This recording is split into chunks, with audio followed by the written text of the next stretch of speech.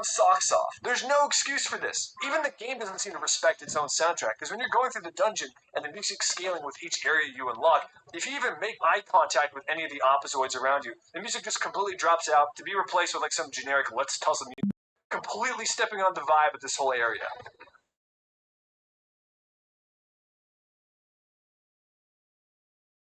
Oh, cool. Yeah, let's get sick of the good music anyway. The last time they ever did this was in Twilight Princess, where they just fucked up one of the best and most emotional scenes in the entire series for the same reason. Like, literally, an unskippable ad would have been better here. Tired of the interrupting enemy music for just $5? I can't get the mistake twice. It just makes me feel like they don't care about the game that much. I know you may be just thinking, oh, I don't remember running into an enemy during that sequence. In this game. Kogera's alone is enough to justify all the other lackluster boss themes. The music they used for the trailers and the dungeons were all A+ tier, but that accounts for about 1% of all the time you're playing this game and listening to the soundtrack. Maybe I am blowing things out of proportion here, because no matter how much I bitch and moan about this game, there's still an incredible experience for just about anyone who wants to pick it up. There's no Zelda game that's launched without controversy, but at the same time, I've never played a Zelda game that I haven't. With all that said, if this video tickled your asshole, I've got 3 others just like it that are arguably even better than this. If you want to be a producer in the video yourself, you can look on the wall. I've got a Patreon for that too. And bonus, I'm actually coming out with a whole new series where I'm uploading exclusive content to Patreon and YouTube members. That's going to be coming out really shortly. I'm really excited to watch that. It's been a blast, guys. Sorry for taking so long. I've got another video already in the works. It's going to be coming out on the...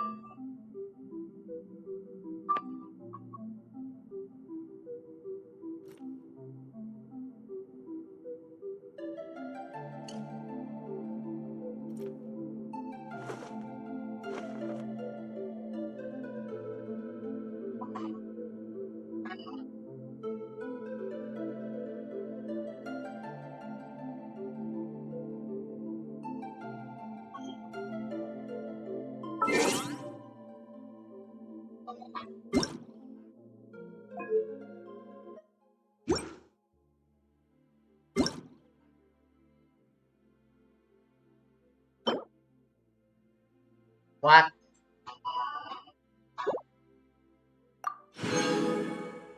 Okay, thanks.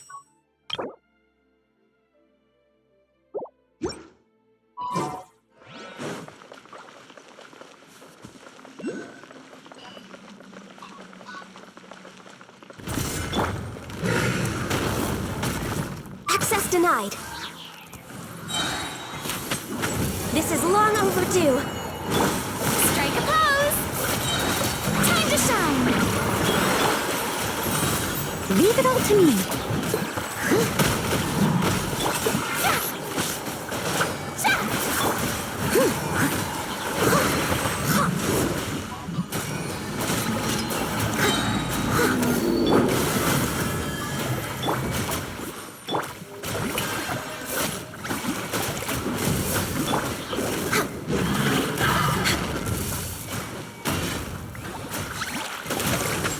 Born of ice and frost.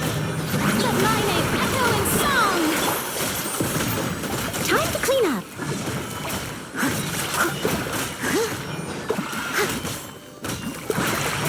Yep.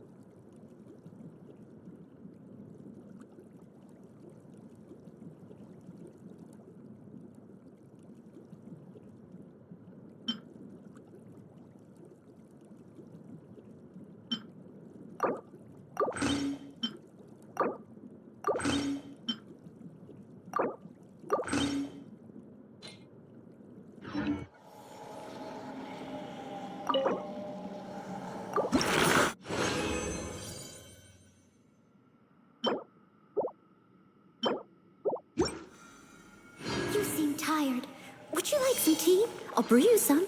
Do you take sugar? 1 cube or 2?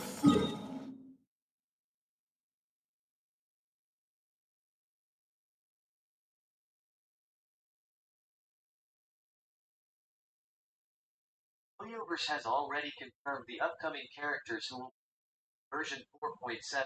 I can't believe people call this AI speech. Chlorine is a It's 5-star electro it's sword user. text to Twin is a speech, 5-star not AI. micro bow user. Sethos is a 4-star electro bow user.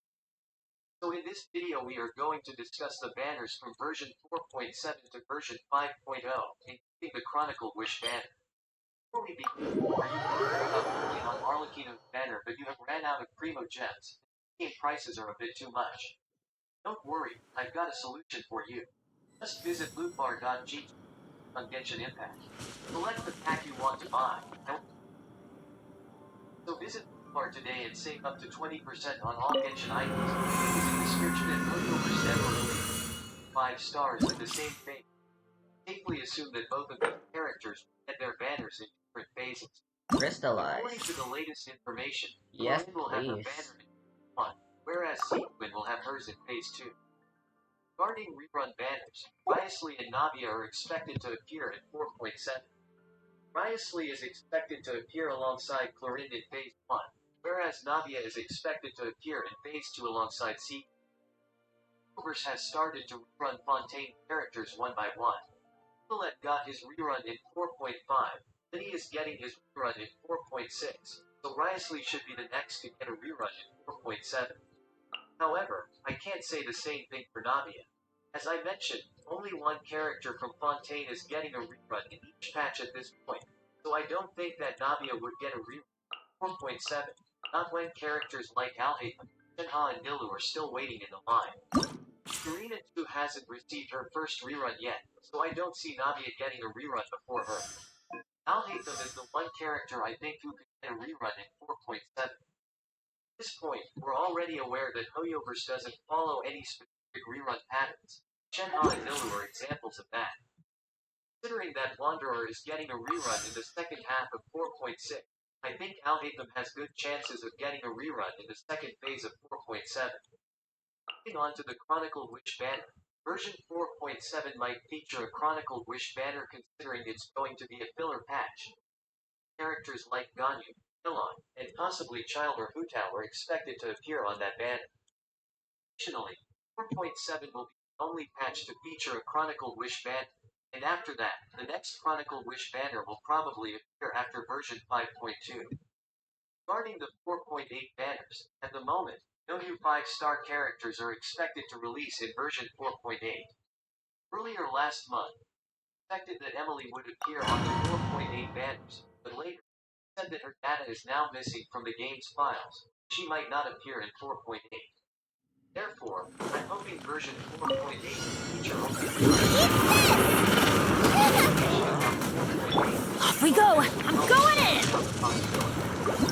First, version 4.8 feature a limited time map based on Fontaine. Second, main event of 4.8 related to the kind of fashion show, similar to Chiori's Story Quest. Everybody stand back! Let's your toast! Boba, get them! Nice and spicy! I am the cutting edge of fashion! Where'd that come from? A proper send-off! From Christina with love! Hiya! Coming at ya! Didn't know these guys' shields could also defy gravity. What the fuck is that? Teamwork is dreamwork! I lost like an entire second. Out of the frying pan, into the fire! Fire! Well, with rocks. Next cup, watch out! Hey there! Delicate as silk. Going in! Boba, get them! Your toast! Attack! That's it. Run me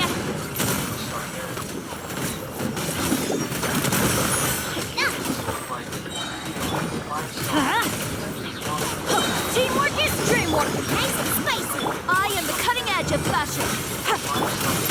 Attack! That's the way! Ha-ha! Your journey ends here, Lord of Sand.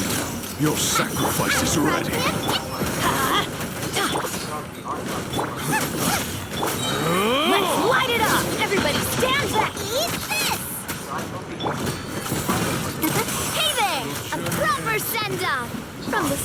with love. Hey there! Haha! Lord of My Chronicle Wish Man. Well, that's it for today. If you enjoyed this video, make sure to like and subscribe. Nice and spicy! Drop some color! Scatter! A proper send-off! Teamwork is dreamwork! Adventure time! Next up! Coming at ya! Haha! Hey, yeah! A proper send-off! From the Stina with love! Everybody stand back! Let's light! I am the cutting edge of fashion! Hiya! Watch out! Attack! That's eat this!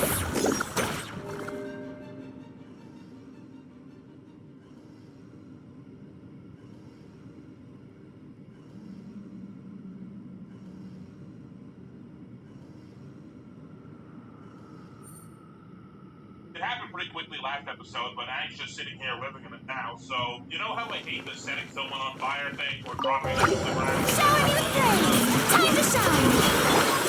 Things are about to get dicey. Busted. There are two moments of pressure. Strike is one!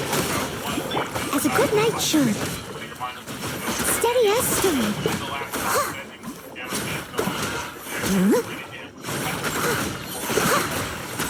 Someone needs assistance. Strike a pose! Let my name echo in Game's up. Fun's over. Gotcha. your grand finale and leap, as a dutiful maid would.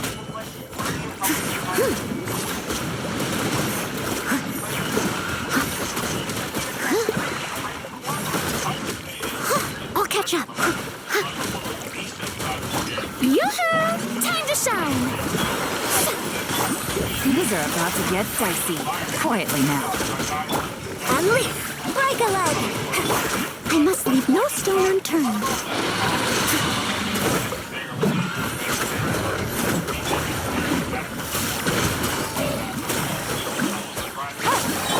Shower me with praise! Let my name echo! Game's up. Fun's over. Observe! Time to clean up! Steady as stone. Strike is one! Observe!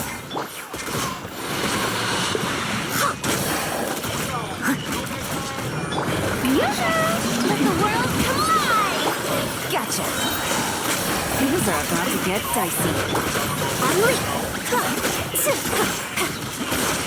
Break a leg! Leave it all to me, as a good knight should.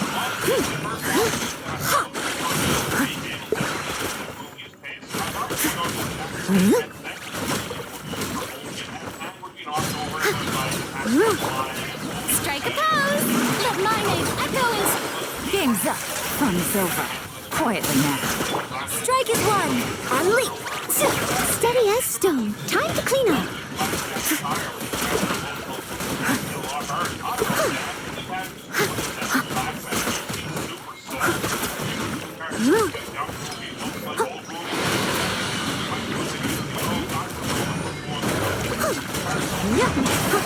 We were doing the thing, not just to have a flashback. See, they're like people.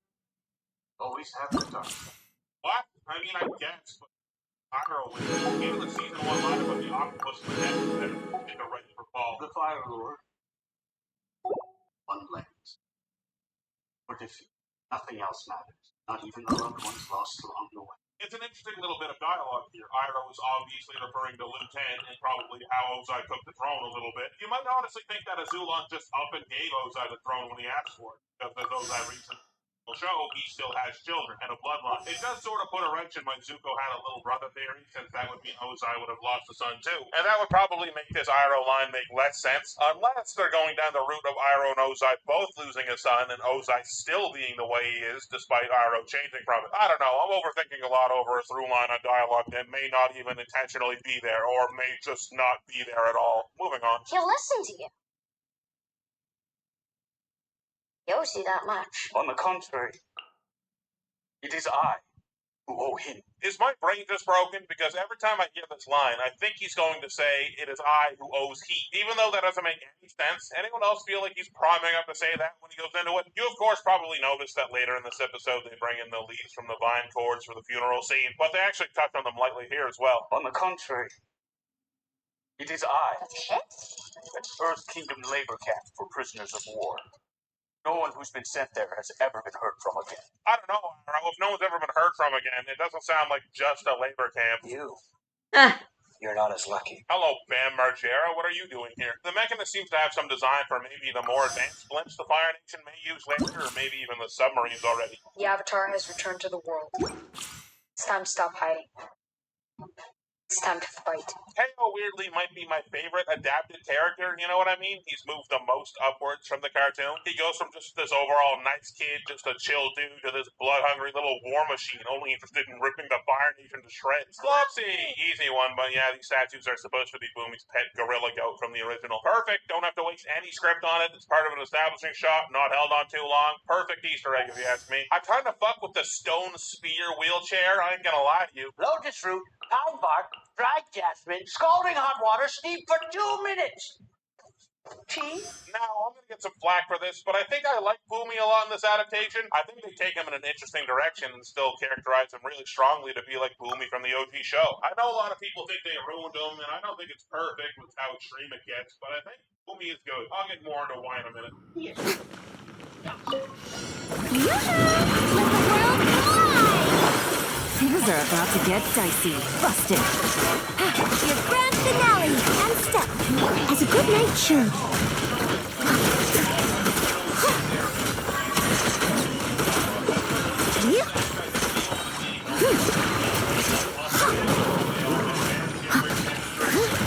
Time to shine. Here comes the catch. Gotcha. Break a leg. On leap. Time to clean up. I must leave no stone unturned.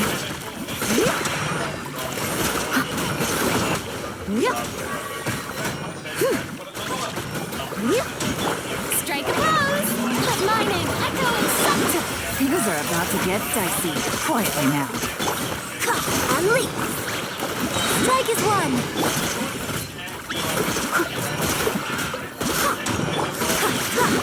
And step.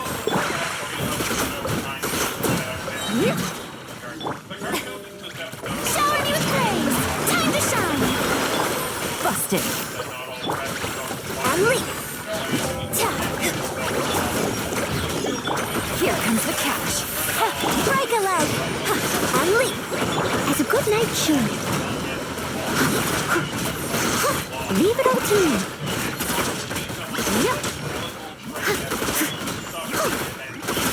I'll catch up. Your journey ends here. Strike a pose. Let my name echo in song. Lord of Sand, Things are about to your get dicey. sacrifice is ready. And leap. Strike is one. I must leave no stone unturned. Time to clean up. Your journey ends here.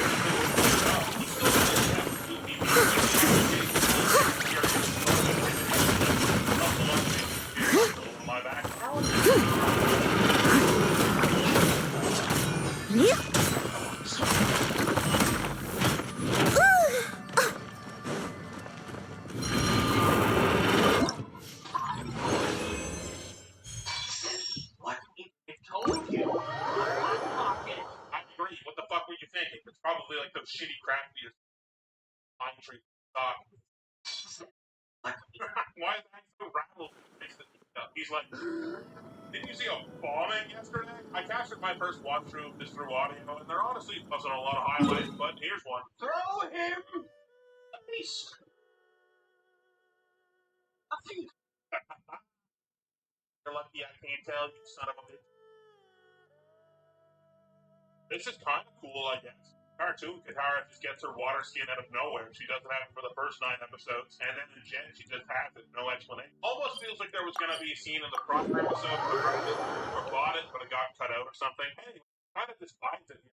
I guess it's better than the original by default, so cool. But did she also just steal it? She's just outside. What the fuck? Took it off this cart. Well, that's good. Next access denied. No, shit. No, I'm stealing. Hey, hold on. I'm back. Yoo-hoo!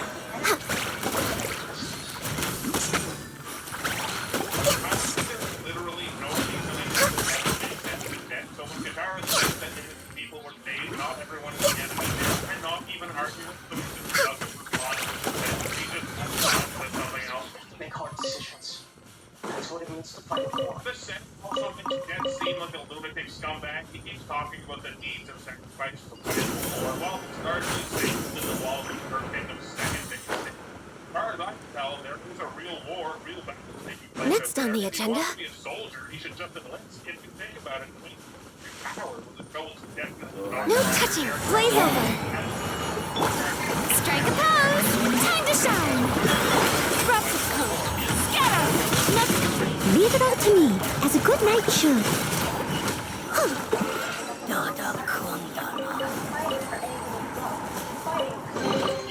A little dusty. Let's give it a spring cleaning.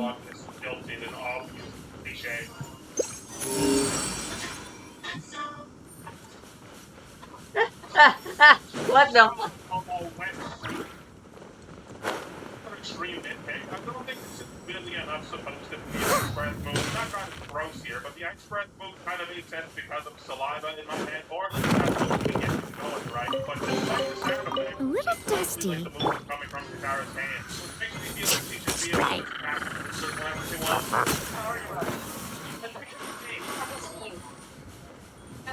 It's so flat, man. The old firebender was taken to the pit. The other one's still here. Other one. Just gonna stand there? Hey, what? What's this so off? The same moment captured wonderfully in the original cartoon. Zuko was following Iron's captors, but sees Appa in the sky. His first instinct is to turn and chase the Avatar. When you see him stop and think, his uncle or his fish, no dialogue. You just see it through character action.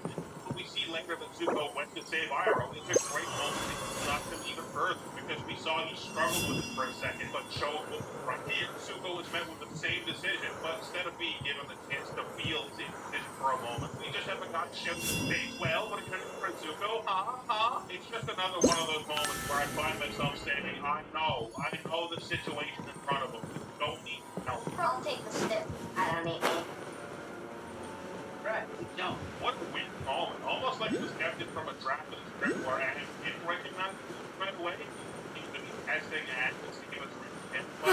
The air is just right.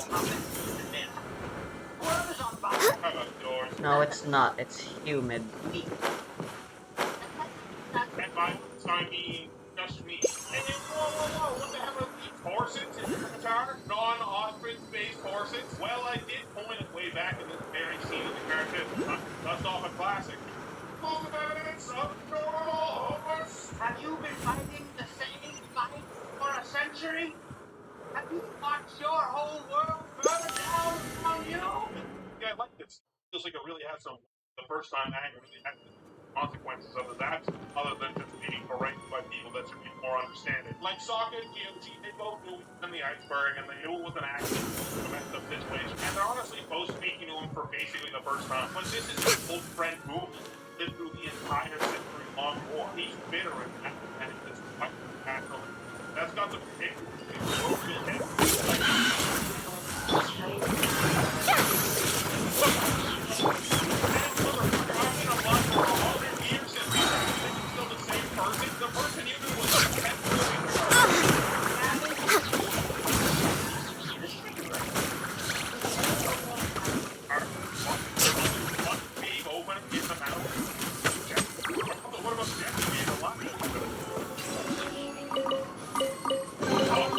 Perhaps whoever left these behind was also fulfilling a contract.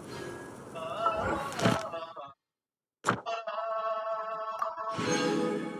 inclusion of Chong and the hippies is alright, I guess. And one thing seems like just another Easter egg for the sake of having one. Like, oh, remember these guys that are from Lost?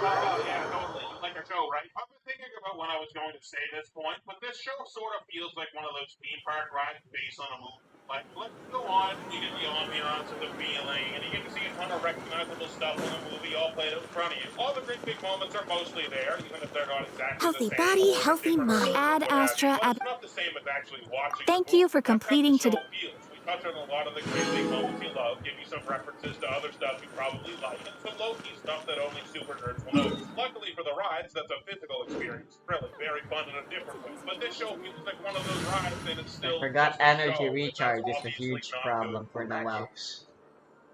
You should probably see.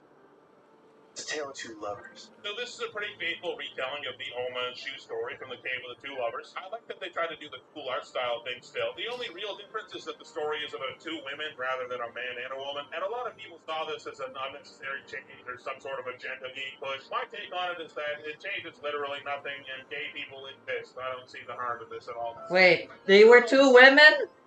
My mind was literally numb the entire time I was watching this with Mom. I barely remember anything from this goddamn adaptation anymore. Be seen as an airbending move. This just seems like Aang bending the crystals. And I imagine even more to a new viewer, it would probably seem like he just went Hee-haw, and even just seems to make everything explode here, and then he falls over. The execution of anything in this magic system always seems so confused and funny.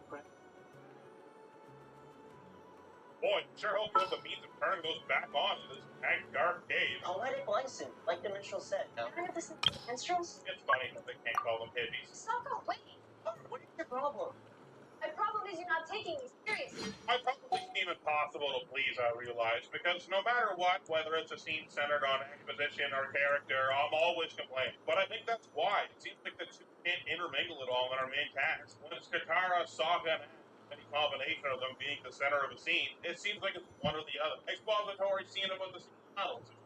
Scene about the lovers. Character scene about how they're arguing about how they meet each other. The two kinds of scenes never mix, and because of that, I feel like they just don't feel natural. And I still don't feel like I know these two takes on the characters very well at all. I'm pretty sure Noel's damage isn't even all that boosted. You feel his anger, whimsy at the same time, as he explains himself and berates Aang and tells him how he and the world have been suffering this whole time without him. There's a feeling of cohesion in the scene, not like it's written to just check a box on a list. I feel like this, they just start arguing pretty much out of nowhere about something that's playing into their dynamic a lot, but then they just calm down and reminisce and say, yeah, whatever, moving on. Like, geez, give me some of that fire. Give me all you guys have. Steady as stone.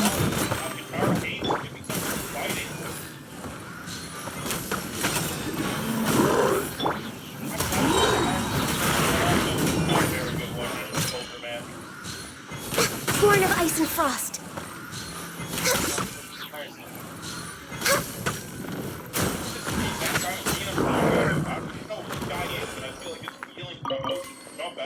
More than our main cast. And yeah, a lot of that is because this guy's performance is strong, but it also feels like whoever wrote this dialogue really gave it to him. He's just parading Iroh for the most part, but man, emphasizes once again. Let my name echo in song. All hail. Delicate as silk. Lend me a hand. Leave it all to me, as a dutiful maid would.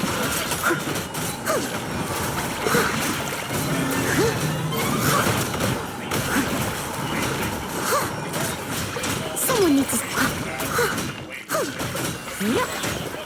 Shower me with praise. Time to shine. No touching.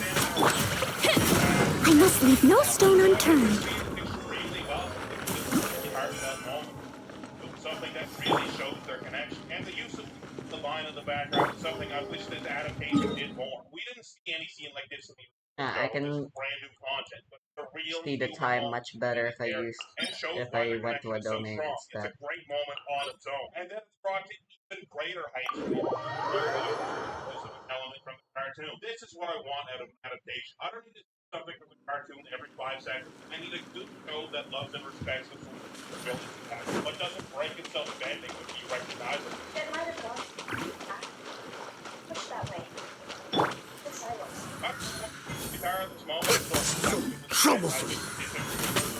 We're way behind schedule. Access denied. Yoo-hoo!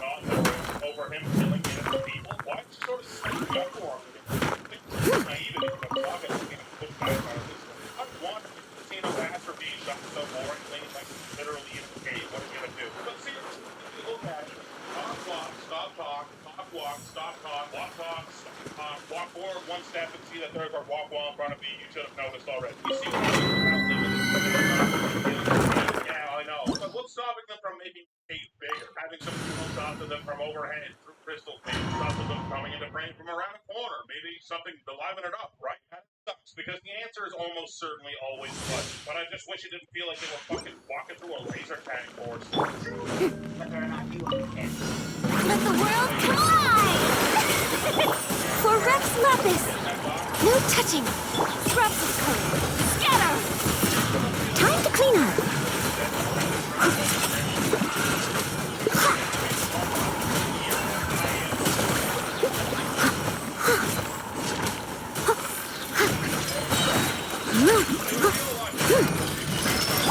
Strike a pose! Let my name echo into... Born of ice and frost, this is long overdue. Next, leave it all to me, as a good knight should.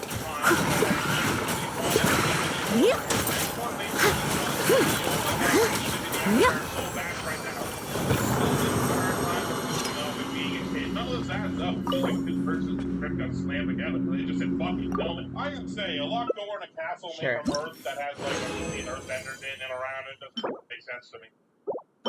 Huh. Come on, guys.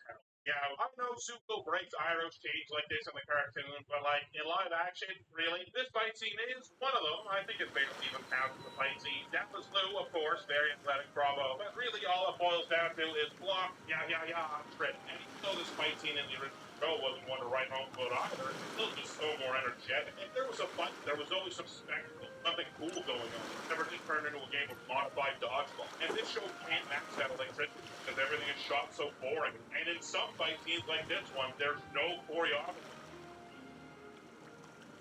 Thinking Iroh and Zuko Agni Kai moment with Zhao, which is another bewildering choice if you ask me. That moment was interesting with Zhao because we didn't know Zuko all that well yet.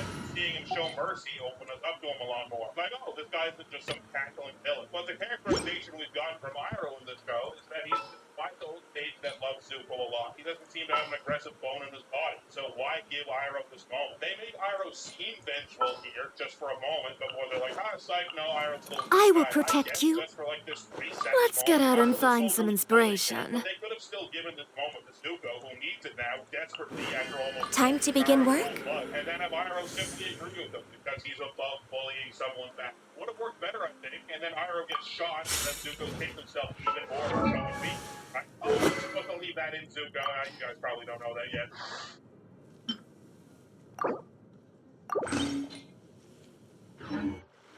Oh.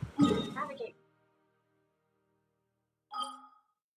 It's an interesting take. I'll tell you what, 10 pound basketball was not on the bingo card. It wouldn't have even been on the 5th or 6th bingo card.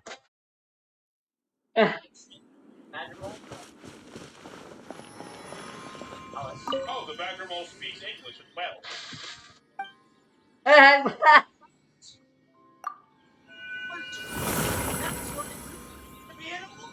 Here's a good example of the script repeating itself, and unlike the previous episode, I feel like this time the show isn't really even getting at anything. It's just repeated itself, maybe accidentally, because Boomy's reasoning and Jet's reasoning, which said earlier, are complete opposites. Jet wants to fight the war by any means necessary. Boomy is pissed he's been forced to fight the war his whole life. There's no through line I can think of for this one, so I think maybe they just didn't even notice it. I wonder if slow motion overall has done more good or bad to thinking as a whole.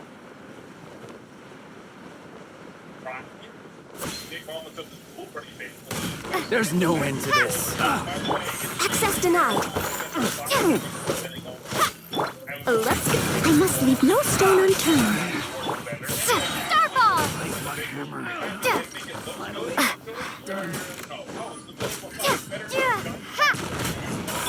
Born of ice and frost.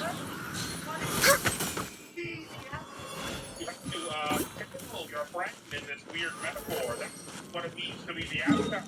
Also, anyone else way not into this basically advanced telekinesis use of airbending? I can just do a move and continuously bend. Once again, I feel like this goes against the awesome natural understanding of the cartoon hit. Yes, there are examples of the opposite, like the comet, but and earthbending, but those moments seem to make more sense of solid being moved and maintained in the air through effort. And you can never just do a move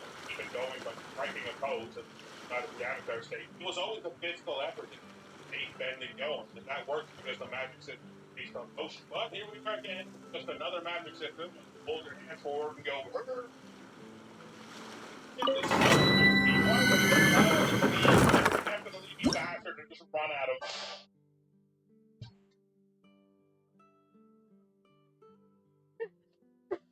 And also because I just walked into the situation and didn't have to think a second, I'd be like, wait, what the hell is this? Well, kid, you sure know how to bring it down. Well, we already did Missile for the Curious Warrior, so what do you guys think? Snap in the comments. Rumble apart! All hail! No touching! I am the cutting edge of fashion! Leave it all to me. Time to clean up.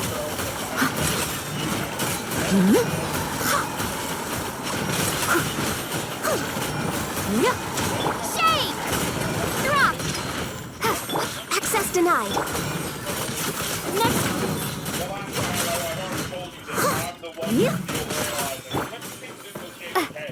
Starball! No touching. For Rex Lapis. Rumble apart! Ha! Practice code! Scatter! Let's go. I must leave no stone unturned, as a dutiful maid would.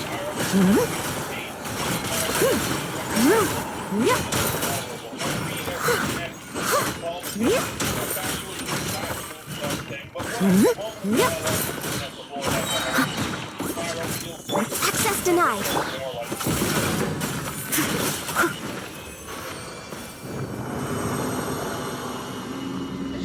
And they didn't do so this moment weirdly from Appa's Lost Days, that was a bit Iroh's, but this one's much more importantly about the information. And it's very nice that Zuko says, get you home, referring to the shit that Iroh does in the flashback. This episode ends on such a tightly written, somber note here, you might honestly forget some of the shit you're writing.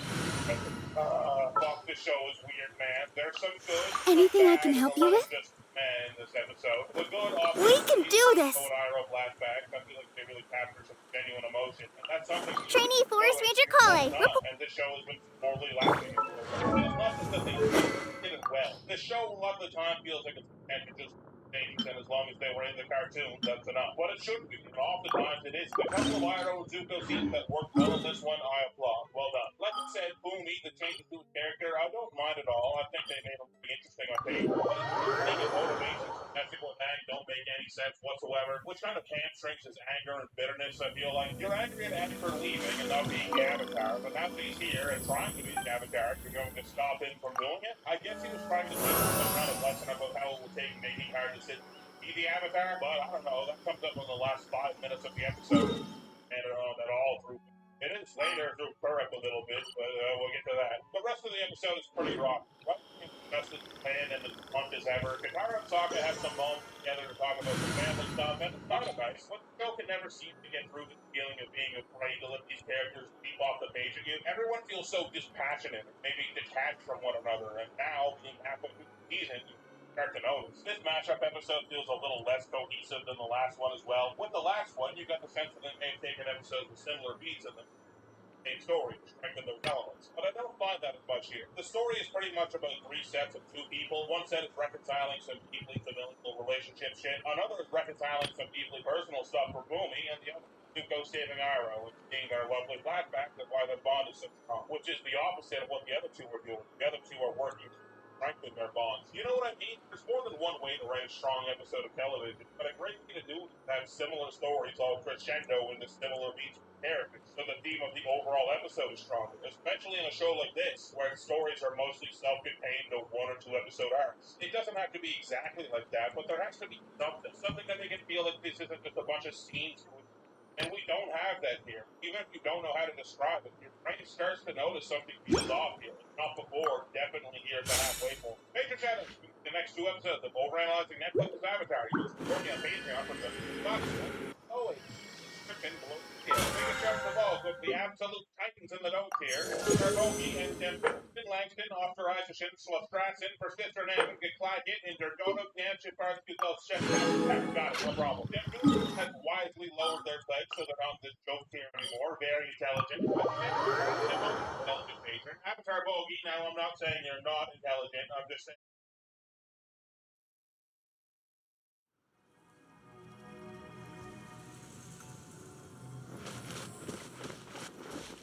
Why would you want that as a reward? Would This you realm really is consider true. that a reward? This is late stage capitalism in play again. A reward is from something, as Shay describes, paying for something that doesn't really have any value. That literally, paying for literally nothing, and now it's paying for something that has literally no value. If you ever have